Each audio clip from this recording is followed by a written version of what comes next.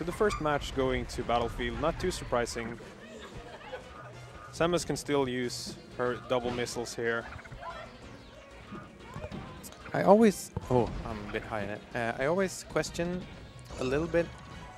Maybe this is Transco's pick for this matchup always. But I always question the character counter pick a little bit when you're up against a player who is obviously a little bit higher of a caliber than you are probably, right? Yeah. Just because the assumption that Daydee wouldn't be good at this matchup already. But who knows? Maybe Transco is like, he plays a lot of Jigglypuff, I don't know. Yeah, that's possible. I mean, it seems like most players actually have some kind of counterpick character that you use very specifically in some matchups. And a lot of them actually practice their characters as well. It's not like you have some players like Mewtwo King who he plays Peach against Ice Climbers sometimes, but he doesn't really play Peach ever. So it doesn't really make too much sense for him. Nice catch on the shard shot. Daydee placing that charge shot really well, closing out the first stock. But Transco showing that there's definitely no slouch in this matchup. Keeping it really close so far. Yeah, if that back air would have hit, but that forward air is gonna seal it out. Yeah, I guess the big thing here is just you're afforded so much more time to actually edge guard Samus as well. You know, very hard for someone like Falco or Fox. You know, yeah, kind of have to do the right thing exactly at the right time instead of just kind of feeling it out a bit.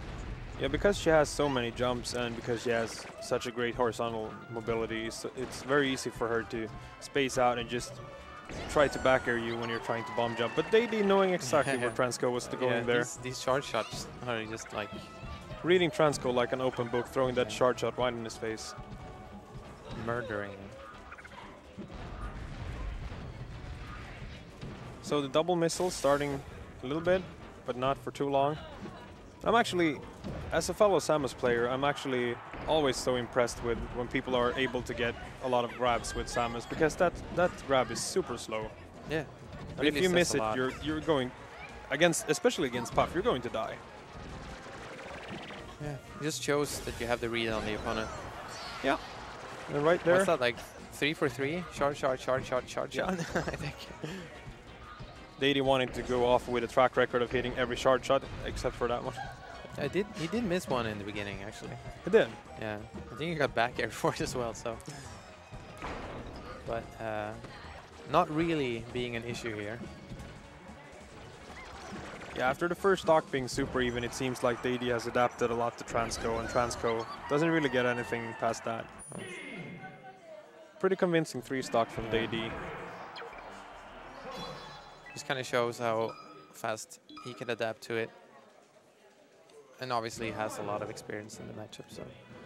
And I mean, being like a top-ranked player as Daydee, especially with a character like Samus, I just feel like you have to be so familiar with this matchup, because people are always gonna be like headhunting, yeah, like top-ranked players, especially in a region like Stockholm. Yeah. So definitely face that. Ooh, oh yeah, that was so good. That was such a patient rest from Transco. Yeah.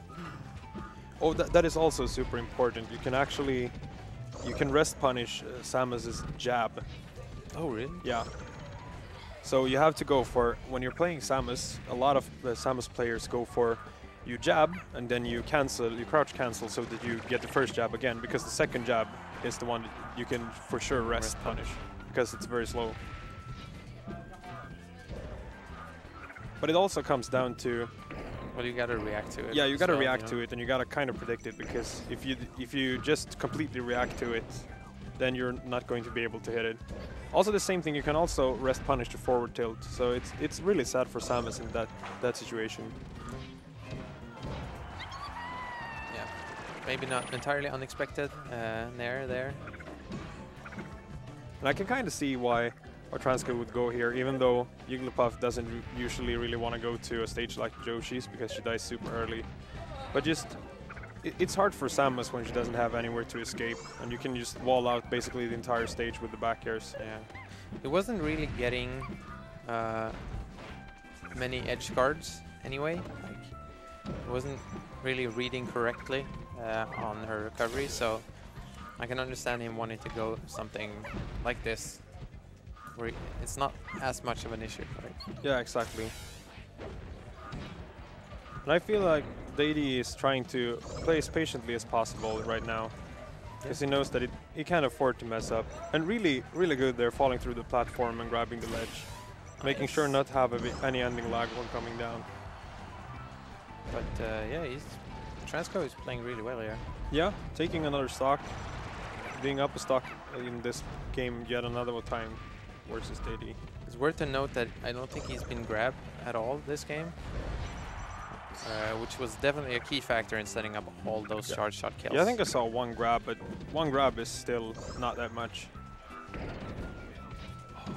That charge shot, that was that was kind of close, but so that also with Samus's so-called escape button with the up B, where she can get out of a lot of attacks and shield pressure and stuff like that. It's kind of good for her on this stage because she can edge cancel the up B pretty easily on the Yoshi's platforms. So that's something that's somewhat of a payoff for Daydee, even though Transco went here. Yeah. But still very even. Yeah, Daydee making sure just to get back patiently and not doing anything too risky. Yeah, he's playing really patiently actually. Which, I mean, it's not unheard of for someone who feels like they're probably at a little bit of a higher level. I mean, the longer the game goes for, generally the better player will gain even more of an advantage. So playing it slow is the way to go. Yeah, a lot of top players are top players because they are really good at adapting to the opponent. And if you start learning the opponent's patterns and stuff like that, it's gonna be really hard. Even though if they might be on a similar skill level when it comes to tech skill, but if you start reading their options, you know where they're gonna tech and you know what option they're gonna use in which situation. It's going to be rough for them, for sure. Oh, he actually gets it. So and this is not undoable. Definitely not. Transco can definitely get something going here, and now the rest is not impossible. Even though Samus is quite a big hitbox, quite a big hurt box, sorry, she's not really that big of a hurt box horizontally. So I personally think it's kind of hard to get a rest on her, and just like that, Transco resting right in front of her. Yeah. I mean, that was probably something you kind of had to do, right? Yeah. Kind of had to go for it. Unfortunate, not fun to see people miss stuff, but you know, it was a calculated risk from Daydee. Very much aware of what you were talking about, it being hard to actually land, so yeah. And he goes back. I mean, not so surprising to see him go back considering the results of that game. But I think he could have gotten a rest right there. I think so too. It looked. And that would definitely have ended the stock. But then again, maybe he's a bit shook after missing that. Who knows? Yeah, that's really possible.